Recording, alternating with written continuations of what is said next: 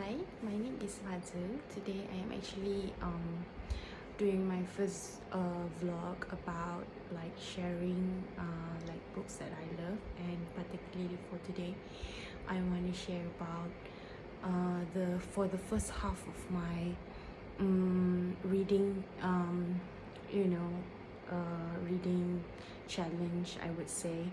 I because like I was not employed for the most of the first half of my 2021, so I did a lot of reading, both non-fiction and fiction.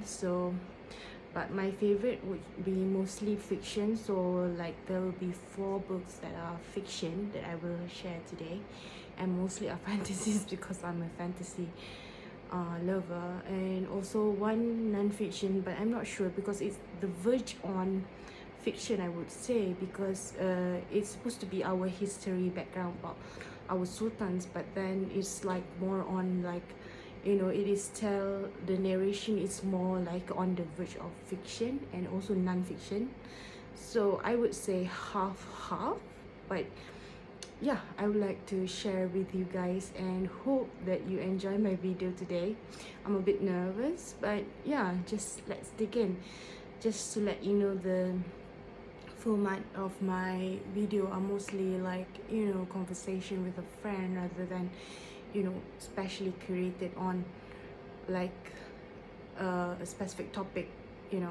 I just share what I feel as a reader, and I hope you find some ways that my video today would be beneficial, and I'm sorry if there's any shortcoming for my first video. So let's dig in. So the first book that I want to share today is Eleanor Oliphant is Completely Fine. So obviously in this book she's not actually fine, as we go through her development.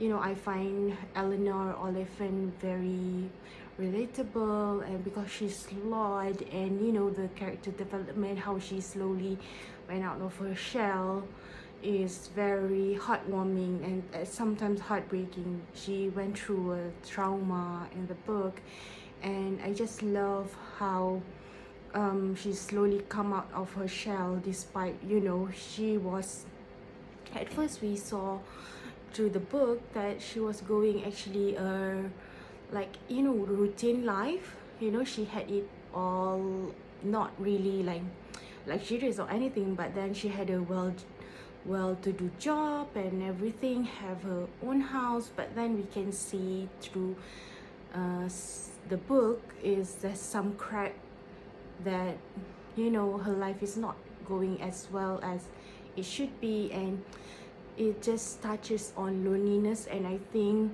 when I read it on the first half of the year, I was unemployed for quite a while, and I find this very relatable, the loneliness, the need to connect, and also that sometimes all it needs is just one kind person to enter our life and to show that life is worth living, and it's okay to get out of your comfort zone. And I just want her to find her happiness so bad. And I love that this book, like even though she's a lonely person, like it doesn't push her to a specific love interest. There is indication that in this book Raymond is probably her love interest, but then I love that the author is not concentrated on making us, oh, whether she will end up with Raymond. I don't know, I don't want to spoil you on that part, whether she end up with him or not. But I just love that throughout the book is more on her exploration on getting better, and exploring her trauma about because she's so used to living alone, and like she's slowly becoming associated with people, and I think it's incredibly moving. And I think there's hope for us that if Eleanor Oliphant, who is on the surface is totally fine and can find her own version of happiness by connecting with people, anyone out there who are suffering with loneliness or depression or trauma that you never told anybody that, would get through it. So I hope if anybody in her like in need of some healing can look through the pages. I just feel like one day I will go through it again, because I just feel like once in a while it's something that I just wanted to be reminded whenever I'm in a bad place. So this is definitely 5-star read for me, and I think you should give it a try. Even if you don't really relate with loneliness, I think it's a good book in general, and I just think it gives a good perspective on how our modern living allow people to be isolated, and therefore it's important to be aware of other people, and maybe you can include some people that you see maybe lonely, you know, and invite them to your circle if you feel comfortable with it, you know, and just be more empathetic and compassionate and understanding of other people. So this is my first book recommendation, and I really like this book because I feel like it come at a time where I really need it most. And yeah, just give it a shot and see if you want to try. So the next book I'm going to talk about is Normal People. So this is actually, I think a lot of booktube already covered it. So like I really love this book. I spent one night only reading this. It's just addictive. You know, it's a typical love story, but not so typical. I just love how it was, like it is written so smoothly that, you know, despite it is like a young couple love story, I think that it shows that if you develop your character well in this book. It's about Connell and Marianne. So I just feel that I'm so connected and invested that I wanted to meet them in person after reading this. And I just feel like, you know, it's sometimes you meet people, and sometimes no matter how many time passes and no matter how much thing going on with your life and everything, you just feel the connection with some people. Because I believe that even though you meet a lot of people in your life, that maybe some connection are stronger than most, there are people that we connect and we understand on a more higher level compared to other people. So I think Normal People just show the capability of the author Sally Rooney to create such good and very memorable characters. Connell and also Marianne, I both relate to them to a certain degree, because I just feel like I could be in the situation of either person. Connell with the expectation in the early part of other people as expectation, I've been there becoming a people pleaser, and Marianne where you know, I've been part where I've been lonely and misunderstood and keep thinking why people keep hurting me. And I just think that you should read it. It's hard to describe why you should read it. It's just once you start reading, it's very hard to you know, stop. I just feel like such a page turner, and it's not that that thick. It's 266 pages and it just glides through. So just give it a shot. I just feel like it changed my life in view of relationships. Is that you know, typical relationships sometimes complicated, and it's only between you and the other person can only understand the degree of intimacy. And you know, it's more than just physical attraction. It's just sometimes there are people that you bond with more than that, you know, chemistry and intellectual synchronicity and everything, you know, that you just share something that is undescribable, that only can be understood between you and this other person. And this book perfectly encapsulates it, and it's very realistic. And yeah, just give it a try because I love it, and I just feel like it's not a hard read at all. So next book I'm going to talk to you about is The Silvered Serpents. The Silver Servants actually a fantasy book. It's actually a sequel to The Gilded Wolves by Roshani Chokshi. So I just been anticipating this book for so long, and I finally get to read it. This one also I just spent time, I think 2 days, less than 2 days, 1.5 day I think, because this is a much more, you know, larger book than the normal people just now. And I just feel like the setting, I think it's based off Russia, but you know, it's not Russia, it's a fantasy world where, you know, living things have magical capabilities. So I just feel like I love all the characters, and they are diverse. You got Filipino and you've got Indian, but then I love that the fact that the character, despite being diverse, are not just token characters.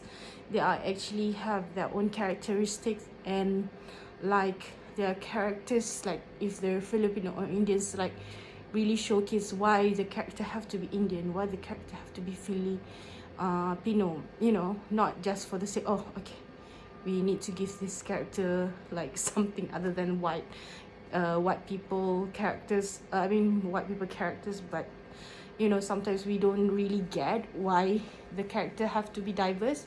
But I totally get this book diversity characters, and I just think that the world is very contrasted, well constructed, and also the plot twist is very good, and I just love everything about it. It's just it just captured a lot of emotions, and I just feel like anyone who love fantasy would love it as well. And also the next book I'm going to talk about is another fantasy, but it's a more on the superhero, super villain kind of trope. But it's I love it is because that I don't think both characters are good, because both are great characters. It's about Victor and Eli, how they started off as friends and then they become enemies, and when they develop superhuman strengths during like an accident goes wrong, so like they become a sworn enemy after that. You know, one is determined to kill any other superhuman beings because he feels like it's not natural, while the other is stopping the other person. So yeah, it's just an enjoyable book. It's a very a good book where you don't really have a good guy. It's because it's like between evil and lesser evil. So I think it's a very interesting concept, and you should give it a try. I think that I'll be reading a lot more by V.E. Schwab, because her books are very good. You know, despite this being my first book about her. Not about her, it's book by her, I'm sorry. But yeah, I just feel like the character are well written, and character growth from the first, while they were friends to they become enemy, is very well developed and not rushed. And I just feel like this could be actually there's a sequel. I forgot the name. Vengeful. Yeah, Vengeful. But then you can read it as a standalone book, so not necessarily you have to wait for the sequel. So I just feel like everyone should give it a shot if you're interested in something about superhuman or I would say supernatural as well. It's a bit of a mix of a genre, because you know, because the way that they gain the power is a bit not out of like the normal order. So I think I would put it in a fantasy book. Yeah, so that's the fourth book. So the final book is the Genealogy of Kings, or the title is Sulalat Al-Salatin by Tun Sri Lanang, and actually it's being translated by, let me check, by Professor Muhammad Haji Saleh to English. So I think it's a very good book that tell about the history of our kings, Malaysia settings. So I just feel like anyone interested in Malaysian kings or our history in general would enjoy this. Like, it's very interesting to read, like some of the tale that I heard as a kid in a written form here. So like some are, the first thing I say in the introduction is the borderline between fiction and non-fiction is because some are I would say fiction is because I know it's a history about kings, but then some are like one of the king goes underwater and stay there, so it's a bit improbable. But then maybe that's the way of his stories were told back then. So maybe I need to read more about why some stories are told like that. So but it's a good story. Like it's a short story compiled in one book, but then like there's a timeline attached to it, so you can read it as a whole book, even though like you doesn't like for each chapter doesn't necessarily follow one king. It's because it's genealogy of kings, so it follows from one sultan to another sultan. So it's very interesting, and I just think if you like a Malaysian history, especially during those periods where the kings still roaming and still in control of our land, I think you would, and I mean now they are still like in control, but I just when they play much a bigger role. So I think you should give it a shot, and yeah, see how it goes, especially to Malaysian reader.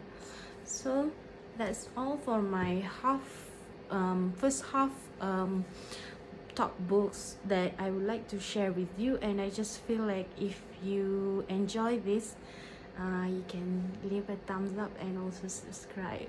So I hope you enjoy my simple review, and just let me know what you want me to share next. Thank you. Bye. Have a nice day.